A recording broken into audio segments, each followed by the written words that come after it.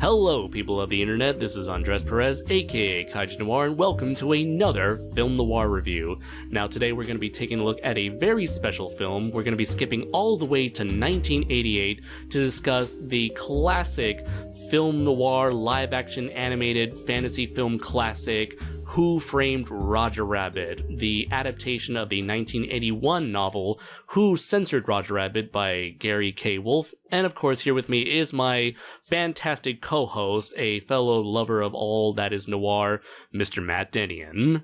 Hey everybody, thank you for having me back again. Andres, as always, thank you for indulging me and letting me do these noir reviews with you. I really do appreciate it, my friend. Absolutely. Now, the reason why we decided to skip ahead to Who Framed Roger Rabbit as opposed to talking about another film from, say, the 30s or the 40s is that there were two special occasions that that motivated us to talk about this film. One is that this happens to be the 30th anniversary, I believe, of Who Framed Roger Rabbit. The anniversary actually passed quite a few months back, I believe. This movie came out in June 22nd, 1988. So, and the other thing was the recent movie that came out, which was The Happy Time Murders, which you and I recently reviewed. And we had made many comparisons to Roger Rabbit, given the similar premise of having taken a darker look at characters that are normally seen as very lighthearted and innocent, as well as trying to smash an innocent and a more gritty styles and smash them together and see what happens. Now, today we actually, with this film, I actually had a long history with Who Framed Roger Rabbit, as I'm sure you do as well. Oh, yeah. Now, I'm pretty sure you are as big of an animation fan as I am I correct? Love animation. A huge fan of, like, the Looney Tunes growing up. Can quote them all day long. Of course, like all kids grew up watching Disney cartoons and Hanna-Barbera cartoons and, a lot of the others that came in here. I'm a little bit older than you. I can remember when this movie came out, even as a kid, to see all of those characters in the same film, to me, it was like, you just knew this was something special that you had to go check out. Do you know what I mean? Yeah. This movie was pretty much like, not a send-off, but rather like one giant homage to the golden age of American animation. Yes. Given that this movie takes place during like the golden age of Hollywood. And so it's like, it takes place in 1947 Los Angeles. Cartoon characters are like actual real actors that live alongside humans. It's never really exactly described where they came from, but thankfully I don't think it's not necessary, and they don't really bring much attention to it. Right. But this is a world where tunes perform, they live to entertain, and in this particular situation, we follow a private detective by the name of Eddie Valiant, whose brother was killed by a tune, so he harbors this like prejudice against all tunes. And so at the beginning of the movie, he is persuaded to follow Roger Rabbit's wife, Jessica Rabbit, and take pictures of her having some sort of secret affair with a Hollywood producer by the name of Marvin Acme, as a way of supposedly helping his client, who is R.K. Maroon, Roger Rabbit's boss, in order to somehow convince Roger that Jessica is not a good person, that his mind is too distracted, and he can't produce a good enough job at being a cartoon character, making short films with his co-stars. Right. That part is a little bit hazy. That's probably like one of the few little, few slight little blemishes on this otherwise masterpiece, Yes. It's like, I don't see how getting pictures of Jessica is supposed to motivate Roger to quit screwing up his lines. And as you realize later on, these pictures are not meant for Roger, but rather these were meant to blackmail the Marvin Acme himself. Right. I think they'll just kind of shoehorned in there a little bit to give it Roger a reason to kind of start off being involved in the situation.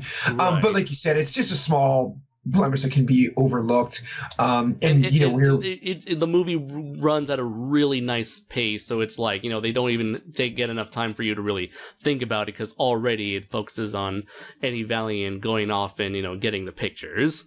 Right. And I do think one thing about taking that kind of quick approach to it is, and this is one thing that we talk about in Happy Time Murders, it doesn't beat the adult themes over the head. So like if you're watching as a kid, you just kind of buy that, pretty easily. Like, oh, okay, well, yeah, I guess that makes sense. But if you're watching more as an adult, it's something you can kind of overlook and, get little subtlety that's suggested there as well. So they do that fairly well. Yeah. What was it? Oh yeah, before I got distracted. So, as with any good detective plot, it starts off with the main private eye taking a seemingly simple task, only to realize that this got a whole lot more complicated than it initially thought it would be, and he ends up getting sucked into all of this when it turns out that Roger Rabbit is now wanted for the murder of Marvin Acme, the man who his wife supposedly cheated on.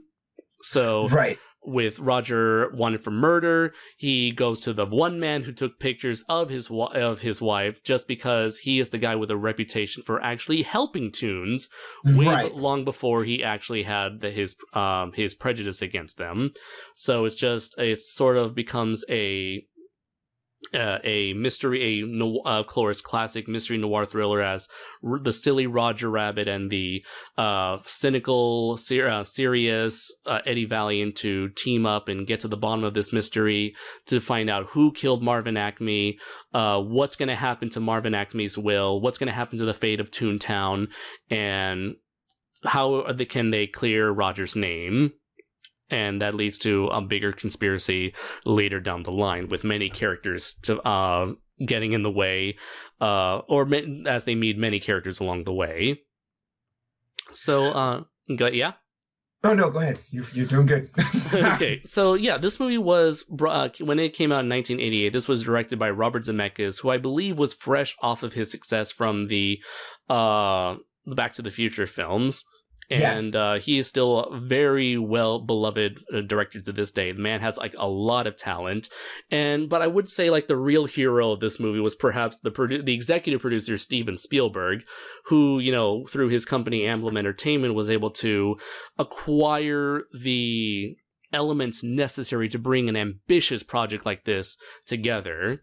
And this includes, the rights to use a whole bunch of licensed characters from the golden age of animation, such as the Looney Tunes, Woody Woodpecker, Droopy, what was it, Betty Boop. You get Bozo the Clown's animated character appears briefly. Oh, yeah. All kinds of different properties he was able to bring together. He was probably the only guy at the time who could have done that, given his, even back then, his stature and power in Hollywood. Right. And he basically brokered a deal. The biggest one to get on board was the Looney Tunes from Warner Brothers. And the deal made there was that the Looney Tunes characters would get as much screen time as the Disney characters, which is why you'll see so many of those classic moments in the movie where you've got a Disney character and then sort of his or her Looney Tune counterpart interacting at the same time. Right. And let's see, I forgot who was the name of the director of the animation, but this was someone who was a very big, legendary person within the animation industry, and he, I guess it was Spielberg who was able to convince this person to be able to come aboard this project, because through his success with Roger Rabbit, this director of animation was able to work on his passion project, which was the failed, what's it called, Thief and the Cobbler. Are you familiar with that movie? Yes, yeah. Yeah, so are you aware of the long development hell that the Thief and the Cobbler went through? No, I don't know a lot of the backstory of it, though, unfortunately. It's super interesting. There's actually a whole documentary about it. Okay, so the main animator was Richard William. Richard William is perhaps a master at his craft. And, he was the main guy in charge of the animation for Who Framed Roger Rabbit. And he did so he can gain enough, gain enough status to gain enough investment in his own personal project, which took about 29 years to complete because the poor man is too much of a perfectionist for his own good. To the point where he was taking so long with his movie that Warner Brothers eventually said, you know what? You're wasting a lot of our money. We have to take this movie away from you. We're going to make our own shitty version of this movie and complete it and send it to theaters and have it be forgotten on VHS and DVD. Oh, jeez. Yeah, but there is a supposed director's cut that's available, fan-made director's cut on YouTube using unfinished animation that would have shown how the Thief and the Cobbler would have looked like. But I feel like that's like just a side note that I want to talk about when talking about the great Richard Williams with Who Framed Roger Rabbit. And speaking of great people appearing in the film, Spielberg was able to get this guy out of kind of semi-retirement at the time, but this is really like the last time Mel Blanc had voiced a lot of those Looney Tunes characters. Yeah. Which, you know, Mel Blanc is you can't overstate his impact on animation, I feel like, right, in terms of voicing characters. This man like practically brought the majority of the Looney Tunes to life in a way where it's like, you know, when you hear these characters, you think those lines. Yeah, exactly. You imagine his voice. His voices for these characters are, you know, the ones that every other voice actor strives to perform. His range is the kind of vocal range that other voice actors and actresses aspire to have, I guess. Right. I mean, you're talking about he did everybody from like Bugs Bunny to Daffy Duck to Sylvester to Foghorn Leghorn. So, like, I mean, Sam. Right. Famously known as the man of 1,000 voices, really. So, you know, just had to throw that out there because I love Mel Blanc. So. Mm-hmm. So it's like this thing couldn't. I'm sure like this, you know, movies are not an easy process, and of course this movie was definitely not an easy task to execute. But the fact that they got so much talent, they got like the right people at the right time at like the height of their game. And let's not forget, you know, people like Christopher Lloyd as Judge Doom. Right. We have, of course, the late great Bob Hoskins as Eddie Valiant. We have Kathleen Turner. Ooh, yeah, as Jessica Rabbit. Yeah. And we have, you know, Charles Fleischer as Roger Rabbit, Benny the Cab, Greasy Weasel, and Psycho Weasel. Right. Yeah, and so you've got like all these people at the right time, at the right place, you know, coming all together to make this sort of like once in a lifetime sort of project. And I guess even though we saved our technicals, we usually save them for last, but given how the whole appeal of this movie was the integration of live action and animation, it's a format we have seen many times before. I think like the earliest example I can think of was this old black and white Looney Tunes short of like Daffy Duck convincing Porky Pig to quit Warner Brothers and try to find work outside the studio, only for them to eventually come crawling back to Warner Brothers. Right. Now there's the one of like Jerry Mouse dancing with, was it Grace Kelly or something? Yeah, I remember that as well.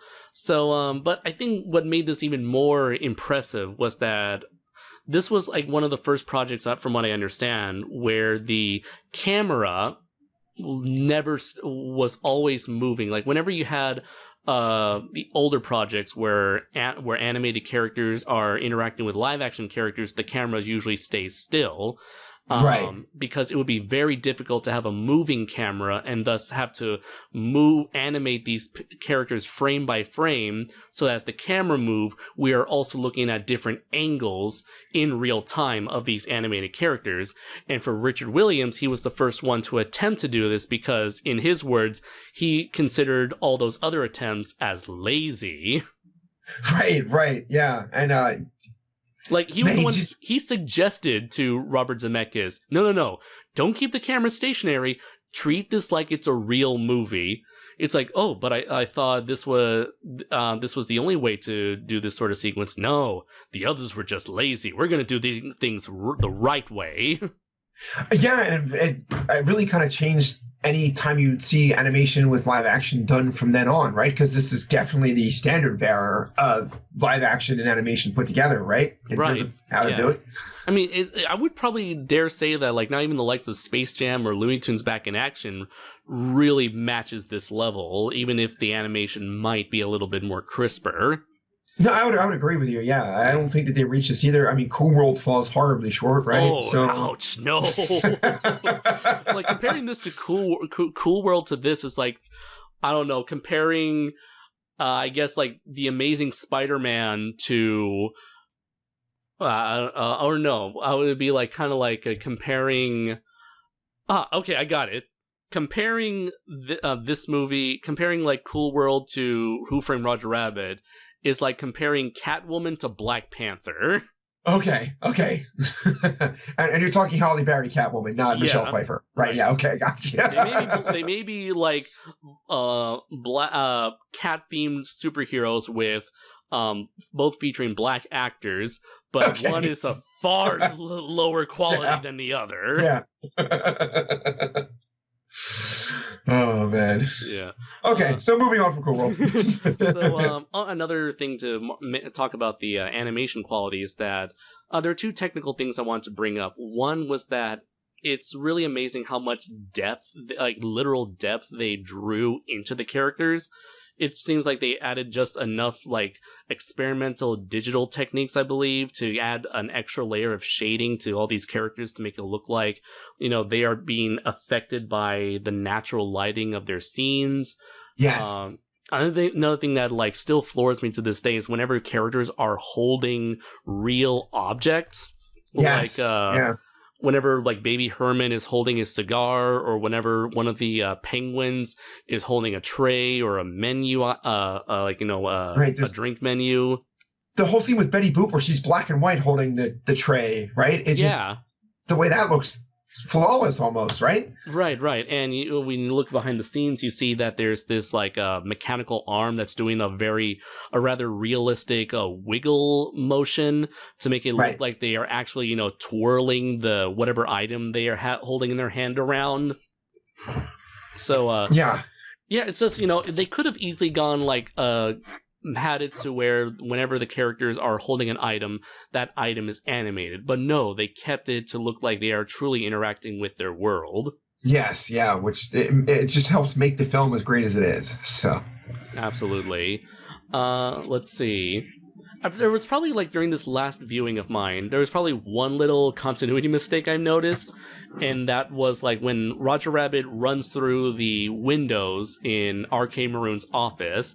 He runs through the mini blinds, and you see, like, you know, of course, what Looney Tune cartoons do. Right. There's like a silhouette of his own silhouette of his body through the mini blinds.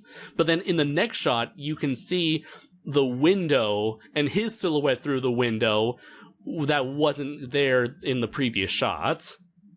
Oh, okay, yeah. So yeah, in the shot, you just see the silhouette of the mini blinds, and the next you see the mini blinds and the window, which is meant to set up that funny shot where the guy tries to close his mini blinds only for the mini blinds to fall down and expose the window, which wasn't there in the last shot. But you know what? It's okay. Again, the fact that they even went that far to put that window there in the second shot shows that, you know, they were more concerned with, like, you know, having a quality product. And even something as simple as that, you know, you won't even notice that until you've seen this movie like 50 times like I have. Right. And it was cool that they tried to work those like classic Looney Tune gags into a real world situation instead of just doing them fully animated, right? Right. And it's funny how they kind of come up with certain rules or certain bits of information that may describe, like, the plight of the tune, where it's like, you know, their only purpose, like, Roger's only purpose is to make people laugh. You know, he feels the need to put a smile on everybody, even if he's not being paid as an actor. He seems to bring out the best in humanity. He can't simply get out of things the easy way, only when it's funny. I'm not sure if he. I'm not sure if he can physically get out or if he literally can. He literally can't get out unless it's funny, or he chooses not to get out. I'm gonna assume that he physically can't get out unless it's funny, because otherwise they would raise a whole lot of questions with the climax of the movie. No, that's what I took it as, because it's it's sort of those kind of like laws that seem to govern cartoons, if you will, for as much as you can take that, where like a character doesn't fall until they look down and notice there's nothing beneath them, that type of thing. Right, so they wouldn't fall until it's funny. Yeah, yeah. And then there's the whole thing, cartoons do where they are able to like pull random objects out of their pocket, like massive random objects out of their pockets, such as Jessica Rabbit's booby trap. Yeah. Still laugh about that, right? That's classic. Yeah. Let's see. There was Toontown itself is marvelous. There's like tons of cameos left and right. And many people tend to complain that's a movie like Ready Player One is just nothing but nostalgia bait.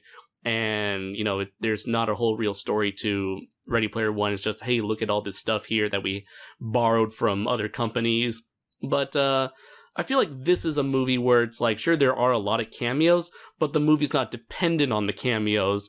It's like the icing on the cake. No, absolutely. In fact, you have to go back and watch it quite a few times to catch the cameos. Like, I would recently rewatched it preparing for this review, and for the first time I noticed Snow White helping like the Wicked Witch across the street when Eddie first shows up in Toontown. Oh, really? Okay. Yeah. No, you know, like I don't know. Go ahead. Did you notice that one before? Because there's like tons of those. I see a new one each time I watch the film, which is a nice little like gift, I feel like, to us viewers on that. So I did notice that, like, if you go up frame by frame there's a portion where like a train is passing by, and as you go frame by frame, I believe there are like silhouettes of like Goofy, Horace, Clarabelle, maybe Mickey, I think. Yes. And you know what? There's always this part where when you first zoom out on Toontown, there's a series of buildings with faces on them and one of like the buildings is like leaning on the other building, on an annoyed building. I clearly remember that animated short, and I think it was like revolved around a tiny little building who is all sad and alone because he's much smaller than the other buildings. And for the life of me, I can't remember what the name of that animated short is, nor do I remember who animated that short about the anthropomorphic buildings. I can see it now that you mention it, though, but I can't. Shoot, I can't find the name of it. Like, save my life. But yes, and it's little Easter eggs like that, though, that really do help out in the movie. I would say, like, I'm very glad, even though I was not born in the same era as you, Matt, I was lucky enough to have been born in the era of Cartoon Network, because like Cartoon Network and we were pretty much like born/created the same year. So I grew up with a lot of the early programs of Cartoon Network, which was all classic Warner Brothers, Hanna-Barbera, right. What's now kind of like known as Boomerang, right? Right. Well, yeah, they created a secondary channel called Boomerang, which was just showed all this like old school stuff for like a good 10 years before everybody stopped watching, because you can only run the same reruns of Adam Ant, Wally Gator, and Magilla Gorilla for so long.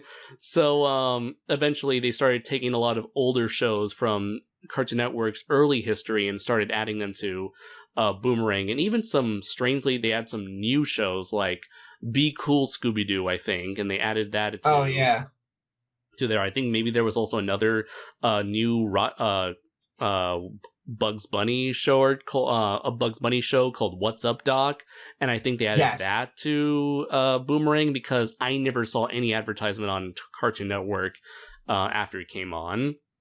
But yeah, I definitely grew up with a lot of these older cartoons. Of course, I was a huge Disney nut. Having being that my parents bought every single Disney movie possible on VHS, and my sister and I just watched them. So I was pretty much like as into Golden Age animation as I could. So this was like the perfect movie for me. And I just loved cartoons so much as a kid. It's like I loved being entranced into this world where cartoons can be real. And it's always kind of a sad moment whenever the credits start, because it would mean having to leave this beautiful, magical world. Oh no, I totally agree. I grew up watching Looney Tunes, with my dad and my brother, and Uh-huh. like every night we would just make sure, like, I don't know, at 6 o'clock or whatever, they'd put it on like the old USA Network or something like that, and we would watch them. And yeah, it's just super sad, man. Like I fell in love with Looney Tunes, and it sucks when it's over because you have to go back to reality. Yeah. But I would say like they probably ended it like the most perfect way possible. Oh yeah, absolutely. Yeah, with a combination of That's All Folks combined with the Tinkerbell ending. Right, and it was those like kind of really pairing of especially the Disney and the Warner Brothers characters that really made the movie. And again, even me, I think I was 8 when I first saw this movie, but you knew it was just something special. Like to see Mickey Mouse and Bugs Bunny sharing the screen together, it was just like, man, this is just something that doesn't happen all the time. Yeah. Like, or of course, like the classic scene with Daffy Duck and Donald Duck. It's like you never even knew you wanted it until you saw it. Right. And the way that they would play off each other, it was just fantastic. Man, I could sit here and talk nostalgia about this movie all day. It just scenes like that. And then Roger himself is a very lovable character. Oh, absolutely. Right? Yeah. He is like the best parts of the Looney Tunes all combined into one. He's kind of like I would say, obviously, he's got like the Bugs Bunny nature in him being a rabbit. You've got a bit of like Sylvester, as he is kind of like this guy who's stuck in his normal like actor character's life. He's meant to be in this little suburban household, but he gets like the shit kicked out of him every way. He's a bit more like, also like Tom a bit. Right. Like a little goofy in there too, in terms of his slapstick nature and stuff that happens to him. Oh yeah, right? yeah, definitely. Goofy. Yeah. He's very accident prone. He's trying to do the right thing, but ends up suffering as a result of it. Right. Let's see, and he's not too smart. He's a bit dim-witted, but he's well-meaning. Right.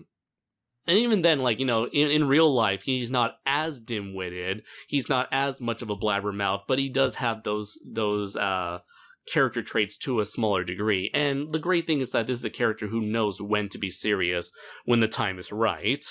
Right. Yeah, and it's he's got a lot of humanity for him. He's got self-preservation. He doesn't want to be killed. He dearly loves his wife. The fact that he wrote a love letter after he found out that his wife was supposedly cheating on him, it's not like he wanted to like beat up it's not like he wanted to like exact revenge on his wife or anything like that. It's not like he wants to harm his wife.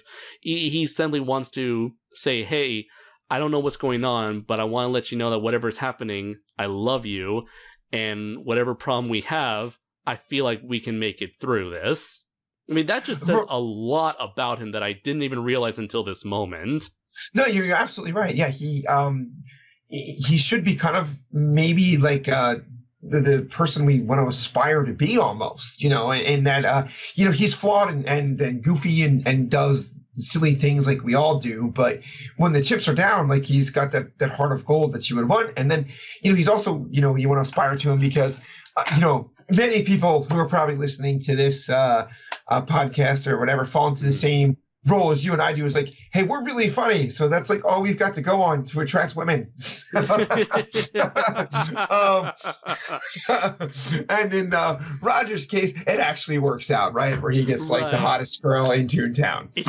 I'm so fascinated to learn more about their relationship because unfortunately they don't share a whole lot of screen time until the end of the movie. But I'm so fascinated as to how these characters couldn't look like further apart. You got the femme fatale who, surprisingly enough, isn't a backstabber. Right. And I love how they play on that. It's like she looks that way, but the whole thing is we're not supposed to judge people based on how they look. Even like Roger Rabbit says, just because we're toons doesn't mean we're stupid. Right. Or the fact that, you're talking 30 years ago when Jessica was overly sexualized and people looked at her that way, and she's really not, a dangerous person or what's what I'm looking for, like a person without morals just because she looks that way. It's saying a lot, even back then, like even as a kid, I kind of got that message, that was going on. Right. And the movie built her up as a red herring in the end. Oh, totally. But like you said, I would like to see more of the cameos. They do make when Jessica's with Eddie, kind of the comment, he's like, "Why are you with that guy?" And she just goes, "Oh, he makes me laugh," and it just comes across as very genuine when she says it, though. It's not, right. Like her being sarcastic. Right. No, it's snarky. just yeah. Right. And it's kind of, it's also funny, like, this was something another person online mentioned, where it's like Roger Rabbit seems to be the only person in the movie who doesn't like oogle at Jessica like this like sex object. He seems to want to treat her as a person, as a partner, as a significant other. So it's like perhaps another reason that led to this relationship was that he respects her as an individual, not just someone pretty to look at. Right, like he never mentions that. Even when he writes his love letter, he never starts out with how beautiful she is or anything like that. It's just, how do I love you? Let me count the ways. So he sees her as like a person, which I think, I guess you're hitting at, is that they could have played a little bit more into that. Would have been interesting to see that, Roger sees Jessica as somebody he loves for who she is and not how she looks. But which would have made that proposed prequel movie, Who Discovered Roger Rabbit, so much more interesting to see. Because one of the many proposed sequel ideas was to make a prequel about like how Roger came to meet Jessica, who apparently was from like a broken household and with maybe like an evil father that he tries to help Jessica escape from. Right. I mean, it's kind of like the movie where they tell you, leave him wanting more. Roger Rabbit is maybe the pinnacle of that, right? Yeah. Like, we just really want to know more. Also, there's this line that I didn't get until recently where what was it? I forgot what it was, but there's a point where Eddie Valiant makes a passing comment stating that Roger Rabbit's most likely more of a lover, not a fighter, and only for Jessica Rabbit to respond, "You got that right, bub." Yeah, I think it's more of a performer and less of a shower or something along those lines. You better believe it. Unless you want to take this in a more naughty direction. No, I have to double check that, but there are like obviously giving Jessica's like the booby trap joke. There are kind of like sometimes that they do that, or when a great scene is when Jessica's in Valiant's office and he walks out of the bathroom, so he's not like really redone his straps or anything because he's got like his suspenders on and his pants fall down as his girlfriend opens the door. And of course, the animators just love to do whatever sort of little gags they can do with Jessica's enormous bust within the confines of PG-13. Right. He was knocking the socks out of all teenage boys everywhere, me included. Yeah. See, I would say people would talk about like who they had as their childhood crush. For me, it was only ever Jessica Rabbit, but that's only because of like how outrageously sexualized she was. It's like, who didn't succumb to her seductive charms? Right, and then even her the way Kathleen Turner did her voice was like just as seductive as could be, but genuine too. And like when she would talk about Roger, so and she went uncredited in that role for like when it came out. Oh wow, it's interesting. And then I just want to talk a little bit too, Andres, about we've talked about some of the great noir detectives in some of the movies we've done, like Humphrey Bogart playing in The Maltese Falcon. Yeah. Just go down the list. Speaking of The Maltese Falcon, when Eddie Valiant first enters his desk, when he first enters his office, guess where he puts his hat on? Where he hangs? Yes. What he hangs his hat on? He hangs his hat on a Maltese Falcon statue, which is just great. And then there's a lot of other newspaper articles I felt like were nods to other type of noir films, like Goofy cleared of spy charges, right? It's like a little reminiscent of North by Northwest type of thing. They feel like they can just be movies in their own right. Yeah, exactly. By the way to sell your character's backstory without uttering a single word. Brilliant, right? Like brilliant. You see a picture of Eddie and his brother with their father at the circus. And then you see them graduating police academy, and both of them got clown nose on them. Then you see like their the newspapers. You can see like Eddie Valiant's whole life story without with this beautiful cinematography, this wonderful score by Alan Silvestri, which I will say Alan Silvestri, man, on top of just doing like doing Back to the Future with Who Framed Roger Rabbit, he just knocks it out of the park and is able to he really does any sort of like almost like he can bring out any sort of emotion he needs to at the drop of a dime. And unlike on top of the great cinematography, that plus the music truly, and the time period truly does make this a bona fide noir classic. Right. It really does. And as I was saying, I consider Bob Hoskins and Eddie Valiant right up there with some of those other noir detectives that are just classic. I mean, right? Yeah. I mean, the way Bob Hoskins portrays a character when he's when you first meet him and he's kind of like in his depressed stage, you can really see that he's depressed. And then as he completes his journey, one of the great scenes is where he decides he's going to go into Toontown and he takes out that like Toon gun, goes to take a drink, and then just pours it on the ground and doesn't say a word, but you just get the feeling like, oh, he's conquered that demon now, that he's back to being Eddie Valiant instead of just the shell of Eddie Valiant, Right. And I love how there are many moments early on. There are several moments early on where you can tell there is a good person beneath that gruff, alcoholic exterior. Like there's the moment where he gets on the the red car, and the red car. He helps some kids get on the red car as they're running towards it. There's a part when he's in the Ink and Paint Club, and he is very happy to see Betty Boop again, showing that he still has a familiarity with tunes and sees some of them as he views some of them in high regards. He's got you can tell he's had history with them and he respects some of them to a degree. Right. And it's he is very prejudiced, but you can tell he is a very complex character underneath with a lot of conflicting emotions within him.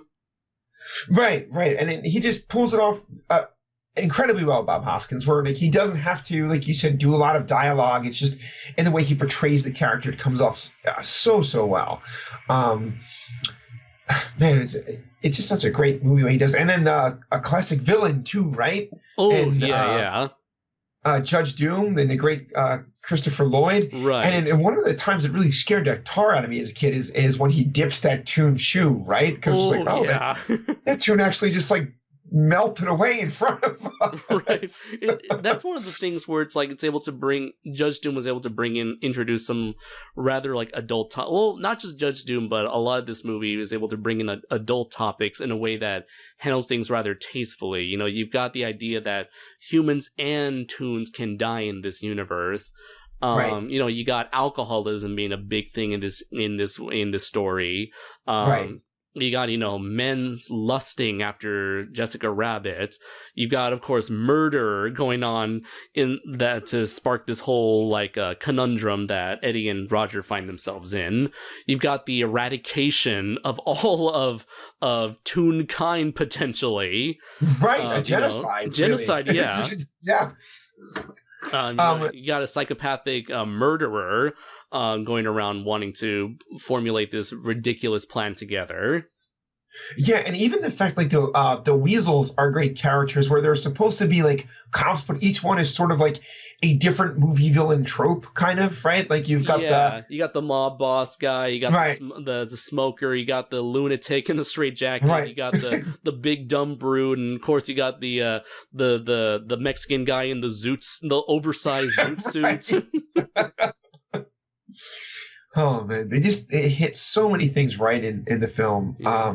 I do want to say even with all these characters, all these licensed characters, the fact that the original Toon characters such as the Weasel, Roger Rabbit, Baby Herman, Jessica Rabbit, Benny the Cat, they're all memorable in their own right. No, certainly, which it could be easy to overlook in a situation like that, where you do have, really you don't get much bigger in animation than the likes of Mickey Mouse and Bugs Bunny, right?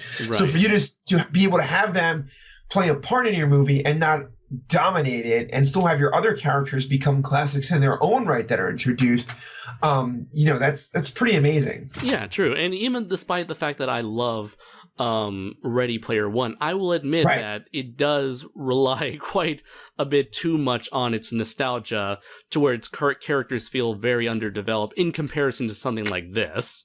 No, I totally agree. Like, you and I, when we talked about this, and I know you did a great review with and Shoma and Brayton, Thank but you. like the scenes, with the Iron Giant and Gundam stick out more than anything with Percival for us, right? Where that's True, not yeah. necessarily right. I mean, it just does. That's not necessarily true of Roger Rabbit, where like you do think of so many great moments with Roger where he sticks out his character, and again Benny and Jessica, and then like you'd mentioned before, the scenes with Mickey and Bugs or Donald and Daffy, they're just like extra icing on the cake that make it so much better, but they don't take away from the development of the other characters, I feel like. Right. And even like some of the funny stuff that happens in Toontown, it happens only because you've got a straight man like Eddie Valiant to react to all this madness, be it like the stuff between him and Droopy or him and Lena Hyena. Right, the classic scene with Tweety, right? Tweety, Yeah. Let's see. Anything else to mention? Let's see. Let's see. I mean, people know the story, right? They really have to go Right. through it for them. And if you haven't, by the way, just stop whatever you're doing now and go watch it. Listen to us later. So I do you can want. thank us. I do want to bring up, this is something I've always wondered, and that was, you got, spoiler alert for a 30-year-old film, you got Judge Doom, who is revealed to be a Toon, so you got a Toon who is willing to sacrifice other Toons for the sake of a freeway system that can make money. And I was watching the movie with these little pop-up facts throughout the movie. I guess it was sort of like a callback to the era where big companies were taking over more convenient forms of transportation, so that automobile companies can sell more cars, and if they sell more cars, these other companies can benefit from the new economy that cars are made. So it's like 1947 was this time where it's like less about convenience and more about other companies making as much money as possible off of the common everyday man. Okay, so like the rubber industry, for instance, would benefit from the car industry, like doing better, right? Because you have to make tires for everybody. Okay, Right. yeah, I can see that. There's the highway thing, the highways to promote the use of new cars, big companies buying out the red car, the trolley, so they can get rid of the trolley. It's pretty much like now I think about it, it's like the exact opposite of, like, say, Japan, where Japan, it's all about having things be cheap and convenient for the Japanese residents. That's why, someone like me can travel to Tokyo simply by paying about maybe $100 for a train ride from here, Gifu to Tokyo. Right. But that's not the case in America, because nowadays, you are dependent on the cars, because that's the sort of like world that a lot of companies have been conspired to create. So it's an interesting source of inspiration for this, given the time period, and it makes me wonder what would convince a Toon to want to destroy this sort of these like society of other cartoons just to make money.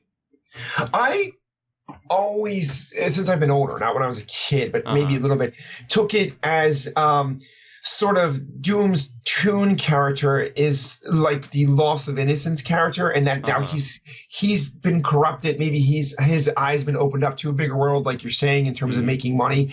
And part of him doing that is wiping away the innocent, childish things of his past, so he has kinds to do that. Maybe I'm thinking too in depth to it, but it's okay. I actually had like a similar theory to that as well. Because you see what I'm saying, right? Where it's like, and then as viewers, either you're watching it as a kid and that, no, don't get rid of my cartoons, or as an adult, it may even have more to you in that, no, these are characters I grew up with, and like, obviously, as we're doing this review, we're looking back at it through nostalgic eyes. It's a great movie anyway, but nostalgia certainly helps us out. And part of it is like, no, don't take away this piece of our childhood that we grew up with for progress, right? You don't necessarily want to do that. And in fact, people like me and you might be great examples of the fact that, we live our free time around giant monsters and stuff that we may not want to give up the stuff that we loved as kids. Yeah, we never gave up on our childhood icons. We never gave up on the things that inspire us to be as imaginative and creative as we can be. Right. And maybe it's kind of maybe how Eddie's journey mirrors ours a little bit. And if, like, I always took it as Eddie went back to being a Toon detective. So, well, he's not like, enjoying watching cartoons anymore. He's still interacting with them. Whereas like you and I, well, we would still watch Giant Monster movies, let's be honest. But when we're writing about them too now, so as we've grown, we've adapted our love of this thing that, maybe we've embraced them to make ourselves better people in a way. Right. Yes. Yeah. So it's possible that, like, with Judge Doom wanting to eradicate Toons, it's like they want to eradicate the creative portion of us. They want to create the childhood, eradicate the childhood innocence of us, and make us people, like, solely cynical people who can only think of business and capitalism and money and all this sort of logical stuff thinking, I guess. Right. Which is what he says too. He's like, he wants to build this freeway, and then it's strip malls and billboards as farly as I can see. And so it's all about, like, being a consumer and being needing these material things instead of just enjoying the things you might have enjoyed when you were a kid. I feel like, or enjoying like the simple pleasures in life or whatever. Right. Yeah. And it's also kind of funny because, from what I understand, this is supposed to, when this movie was made, this was meant to be a little wink at the Los Angeles crowd, because they know how important the freeway is for the city of Los Angeles. So wait a minute, true. That's our society right now. We do have billboards and fast food industries and gas stations as far as the eye can see. Right. So it's interesting, but you know what really sucks is that I do like that we never get an explanation for who or what Judge Doom is, because all we know is, like, he's this crazy person who dresses up as a human and apparently can turn his hands into any weapon. By the way, I found another, like, a continuity error a bit, where when you see Judge Doom, he takes off one of his gloves and he has, like, a whatever sort of mechanical weapon that he has. And right, so like in the shot, buzzsaw. Right, in the shot where he is getting dipped, there's a shot where you see his ungloved hand, and it's a regular human hand, not a like a Toon hand or a golden Toon weapon. And in the next shot, you don't see his hand; he's just already melting into the. Into the thing, but you never see that human hand again. Again, it's just a small thing that you only notice after seeing it for so many years. Right, and one thing they did do well with Judge Doom too is dropping hints along the way that he's a Toon, which is the first time you don't really pick up. Right, he never blinks. He puts the rubber glove on to dip the Toon, which, like, why would he have to do that? When Valiant spills it on the floor, he backs up from it really quickly, which, like, again, if he's just a person, he wouldn't have to. So all these little types of things that, if you go back and watch the film, I've seen like 100 times probably, but that you just pick up about, like, there's a cool little breeze to make his cape, like, sort of billow. Yes, exactly. Even when he's indoors. Right.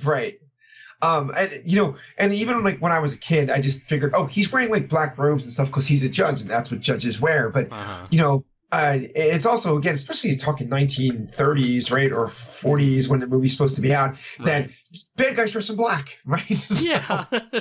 So I guess that's one of, like, the major departures from the original novel this is based on, where there's clearly, like, a good and evil sort of dynamic going on here, as opposed to the more morally gray aspects of traditional film noir storytelling. And before I go into that, in terms of its changes to the books, from the book, it's that I'm glad they don't really go so far into Doom's backstory and keep most of it a mystery, because the less we don't know, it sort of, like, makes him more intriguing. But the thing is, there was a comic book that was released, like, shortly after the movie called Who Framed Roger Rabbit?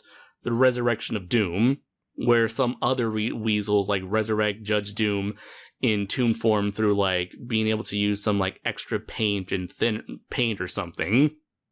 And it's revealed, they reveal his backstory, but it's so far less interesting than I thought it would be.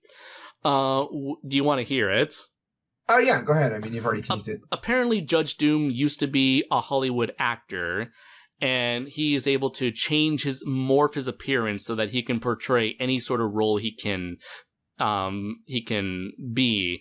And at one point, he was playing a villain in a certain movie, but after a certain accident left him comatose, he woke up believing he was that character. And he was a toon, or he was a person? He was a toon. Okay, so he's a toon, so he woke up believing he was like, yeah, I mean, that's kind of cool, I guess. And like, if you were to say, like, take Lon Chaney Sr. and say that happened to him, but I just feel it's better to have it kind of mysterious as to who he was. And he's like willing to sacrifice, his whole species essentially, because he's that much of a bastard. Yeah, I know. Definitely the more mysterious is better. Like the original Halloween, for instance, where Michael Myers is like, they don't really know how he's that way, and they just kind of suggest like he might be evil incarnate, but you don't really know. And then they ruin it in the later ones where they do like these goofy ceremonies and crap to make him what he is. It's just, it's better to leave it like he's up. Part of a mysterious cult for some reason. Right. No, it's just better like, this dude just might be evil itself. We don't know. And that's kind of how Judge Doom is portrayed. Where like, you don't really have much backstory. He's just evil, you know? And he, of course, is the toon we find out that killed Eddie's brother in the past. Right. So, in one of like the most memorable lines from the movie, remember me, Eddie? When I killed your brother, I talked like this! Oh, man. But yeah, just do we even have to rate this movie before we go into the book? Right? I mean, it's wow. It's like this is nothing less than a masterpiece. This is also happens to be probably not in my top 10 movies, but definitely within my top 15. Oh God, yeah, this is definitely like a really high 5 out of 5, 10 out of 5, 15 out of 5, 100 out of 5. Yeah, and I wanted your opinion on this too, like because this is doing our noir reviews. Yeah. How do you feel this holds up as a noir film in addition to being all the other things that it is? I feel like it does its best at replicating the look and feel of a 1970s classic noir film. But I feel like with the presence of cartoon characters, it adds a higher level of positivity than you would normally suspect from a noir film. But I think that comes with the charm of smashing these two styles together. In that, you and I mentioned how there's this like theme of Roger Rabbit being this force of positivity that he brings to the people in his life. And so it kind of makes sense that him being such a good-spirited person that he's able to have this sort of influence to bring about this sort of change in Eddie Valiant and to lead to such a very happy Hollywood-style ending where good conquers evil in the end. So, while it's not traditionally a noir film, I feel like it's at the very least, it's still very respectful to the genre. Yeah, I would agree with that. Yeah, it's very respectful, and they do as much as they can and a good as job as they can with a genre that's completely the opposite of noir, right? In animation, and it's able to like balance the two together. Right. Did you want to talk about the differences from the book, or sure? Okay. Now I've only read like a few. Like the first couple pages of the book that's available for free online, I think on Kindle. I've been wanting to see if there was like an audiobook for Who Censored Roger Rabbit. Censored Roger Rabbit, right. But unfortunately, there has yet to be an official audiobook. Apparently, like according to our friend Patrick Galvin, he mentioned that like Gary K. Wolfe actually owns like the full rights to the book. Okay. So it's possible that maybe he's like one of those old-fashioned guys who maybe isn't aware of that audiobooks are a thing. So maybe it's like I were to go up to his like front door and say, "Hey, can you do an audiobook? Can I do it for you?" It'd be really cool if you did it, I feel like, actually. Yeah. I know there's like a fan-made audiobook that's based off of like the free chapters of the novel, I believe. But there are a couple of videos that have gone over. The reason why, because I just don't have the time to do that much reading. That's why I love the convenience of audiobooks. Right. So that's why I've been hoping for a while for there to be an audiobook version of Who Censored Roger Rabbit. And unfortunately, I'm not sure if we'll ever get that, but I have seen like videos that have recapped the events of videos on YouTube that have recapped the events of the book, and it's surprisingly like much darker and twisted and far more leaning into the noir genre as well, while having less heart and less complexity for its main hero, Eddie Valiant. Right. Valiant is much more the flawed hero that you'd get in a noir film. There's odd things that, like, when the cartoon characters talk, they get like the message balloons like you would in a comic book, and whenever they talk, they just kind of fall down. Right, because the tunes in Who Censored Roger Rabbit, they're based off of cartoon strips, newspaper cartoon strips. Right. So they're more like comics, like tunes from newspaper comics, which I guess fits the literary format that these characters are portrayed in.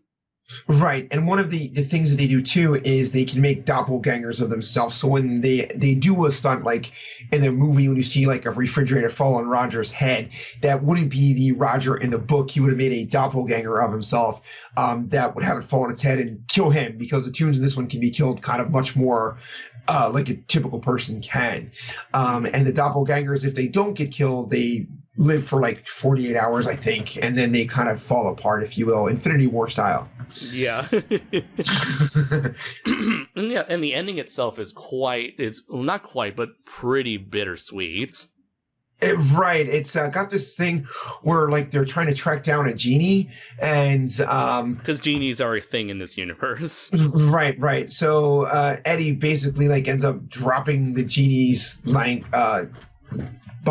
jar into a fish tank, and it dissolves, kind of killing the genie into nothing.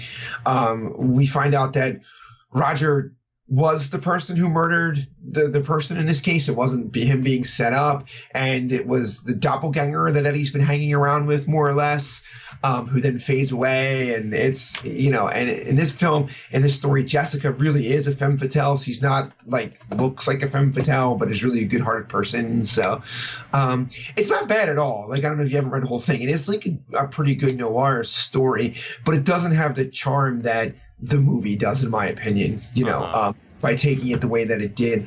And in fact, it seems like even Gary K. Wolfe likes the movie version so much that he modeled his sequels novels after that version.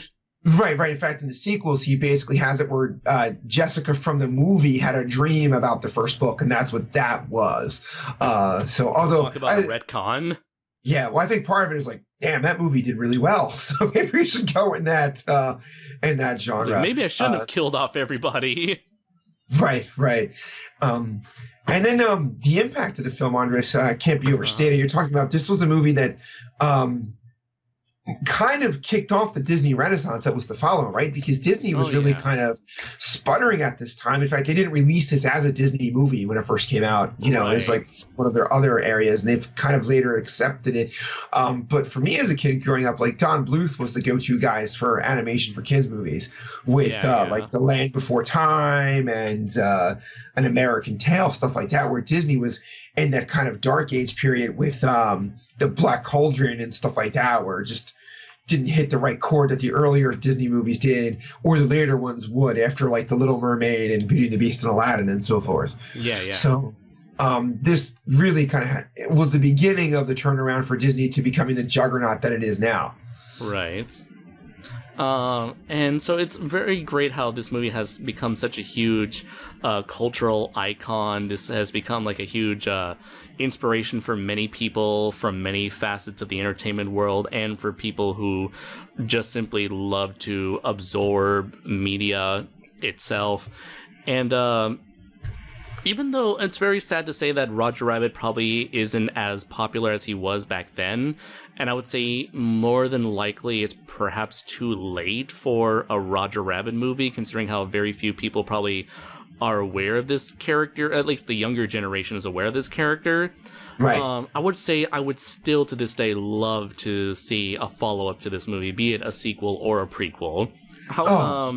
You and I have looked through, Wikipedia, I've looked through like the numerous different like stories, attempts at trying to make a Roger Rabbit follow-up. whether it's like a prequel or one set in like World War II times, or one where Bugs Bunny, where Roger Rabbit is looking for his father, which turns out to be Bugs Bunny, or one where it's like supposedly Roger Rabbit and Mickey Mouse on a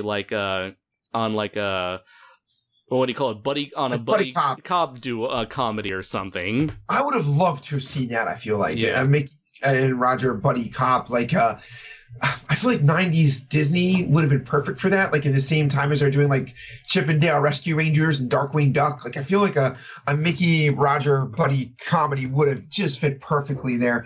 I'm not sure if I've ever shown you this poster before, but there's this like really awesome fan made poster of Roger Rabbit and Jessica Rabbit in Japan, surrounded by a bunch of anime toon characters. Oh! And it's called the person titled this fan poster as Roger Rabbit 2 Behind Anime Lines. Oh, that would have been awesome, actually. Another land, and just, another mystery, another Toontown, a brand new story of East meets Past. Oh, and Roger's got like this scared like look on his face, and Jessica's almost even a little bit more overdone in the anime style. But in the background, you've got like the DBZ characters, you've got Gundam, Evangelion, Sailor Moon. Oh, it's that My Neighbor Totoro back there. Yeah. Oh, oh my gosh! I've never seen this before. I would like to see this today. I'm just gonna say it right now, right? I would like to see this today. However, let's stipulate: keep that damn anime Godzilla out of this. Fuck him. Yeah. We could take some Shin-Chan. We could put some Shin-Chan in there. Oh, yeah, I'd be down for that. Yeah. Make some room for some Hanna-Barbera stuff. Oh, here's an idea I always had in mind for a Roger Rabbit story. Where there's this moment in the movie where Betty Boop mentioned how she has had difficulty finding work ever since cartoons went to color. Right. So it does raise some questions as like, wait a minute, can black and white characters become color? Is that like do they require surgery to get color? But otherwise, it's a really interesting idea that like older characters are having difficulty as newer tunes come into being. And, right. It makes me wonder, what if you had like a Roger Rabbit movie where 2D animated characters are having difficulty finding work in cinemas, in the movie industry, because CGI characters are taking away their spots? Now, that would be cool, because I was going to say I would not want to see a CGI, like Pixar-style Roger Rabbit mixed in with live animation. I'd like to see it more classic animation. Apparently, there was some news that they tried to do CGI Roger Rabbit, but it just didn't work after a few test animations that were, to this day, have never been released on screen, online. Yeah, the other thing I would like to see Roger Rabbit appear in, and you might know more about this than I do because I'm a much of a gamer, but would be like as a Kingdom Hearts. Oh my god, yes. Level.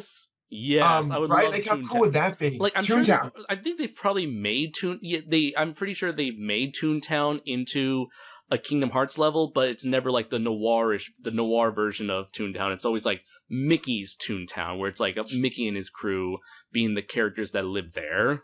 No, imagine you do a level you're going through with Roger, Jessica, and Benny. How cool would that be? Yeah. And, right? Maybe you get to ride Benny in a little a sub game where you're running away from monster Heartless that are shaped like cars as well, cartoony cars as well. Yeah. Like I feel like that would be a really cool way to incorporate it. Although I love this anime one. It's about to be my new like wallpaper for my computer. It's that cool. Yeah. I just found this this other Photoshop thing where it's like someone's made this like fake DLC for the video game LA Noir called Toontown Confidential. Oh, jeez, I haven't seen that one. Okay, I'm just sharing it with you right now. But yeah, it's like I feel like there's a lot of room to explore in Roger Rabbit. I mean, thankfully we have the 3 animated shorts. What was it called? Like Trail Mix Up, Tummy Trouble, and what's it called? Roller Coaster something. Yes, yeah. So it's like, it's Roger Rabbit within the reality of him as an actor, where he's playing a character named Roger Rabbit, where his main priority is taking care of baby Herman, and which only leads to pain and suffering on his end and laughter on ours. Right. So at least, at the very least, we get to see a lot of that classic Looney Tunes style slapstick there. Which is one thing I do find interesting about Who Framed Roger Rabbit, and that it's a Disney movie, but they took a Looney Tunes approach to it, which they don't usually do with like the Mickey Mouse. He's not quite as like slapsticky as the Looney Tunes are, but Roger Rabbit is more in that vein, I feel like. Yeah. Oh yeah, but I guess like the animators thought that was like the right way to go, even considering how Mickey himself would get into some wacky shenanigans back in his early days. Right. Before becoming essentially the straight man between him, Goofy, and Donald during their escapades. Right, like real early Mickey is more slapsticky before, he became like the straight man, Right. So yeah, I think those have been pretty much our thoughts on Roger Rabbit. I really hope he eventually comes back in one way or another.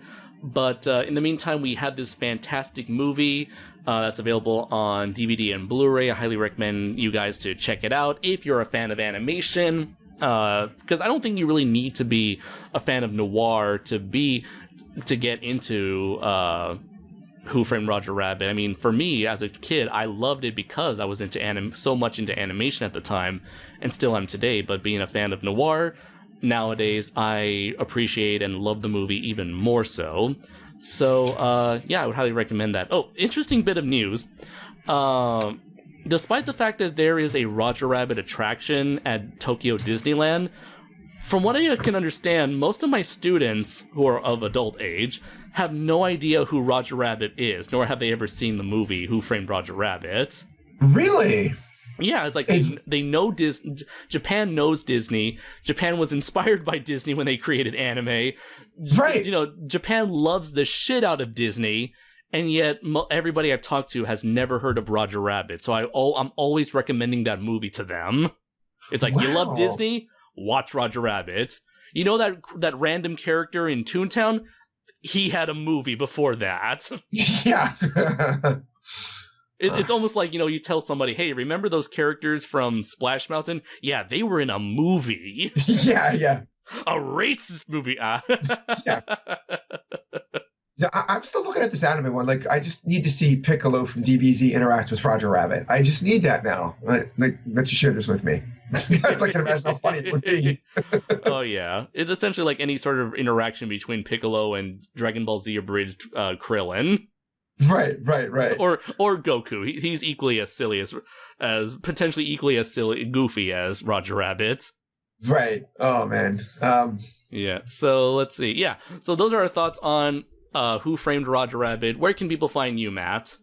Please follow me on Facebook. Matthew Denyon is my author name, and Matt Denyon is my personal one, so check me out there. Also on Instagram, and I know you and I talk about it, we're on Twitter. I'm kind of figuring that out, so, tweet me up if you want, I guess. And then, as we always mention, please follow both Andres and I, many of our great friends, on the Kaiju vs. Cancer Facebook page as well. Absolutely. So, yeah, you can also follow me on the Primal Warrior Draco Azul Facebook page for all the latest info on my upcoming indie comic. You can check out the Society 6 page that I have. Just Google Kaiju Noir, and you'll see a t-shirt that Chris, Alan O.W. Barnes, Matt, and I all collaborated on. All the proceeds go to helping our friend Chris, who is going through cancer treatment at the moment. Let's see. Be sure to stick around for upcoming reviews, especially my long-awaited review for Godzilla 98. It is essentially done at this moment, just waiting for the last few bits I need in order to properly release it for you guys, my loyal and patient audience. It's only been 20 years. Yeah. Since it came out. It's like I'm like Eddie Valiant, so it's like it's been a long time since I've professionally reviewed things. It's time for me to get back in the game. It's like I open my pencil case and it's a bunch of Toon pens. Howdy, it's Andres Perez. Where have you been? I ain't seen you in 9 to 5 years. I've been drunk. How about you guys ready for some reviewing? Yeah! All right, and then I shoot some somewhat racist depiction of an Indian Native American pen. You're in Japan, just be a samurai, right? I mean, no, come on. Yeah. Yeah. All right, so thank you very much, everybody, for listening. I have been Andres Perez, aka Kaiju Noir. I've been Matthew Denyon. And until next time, everybody, take care.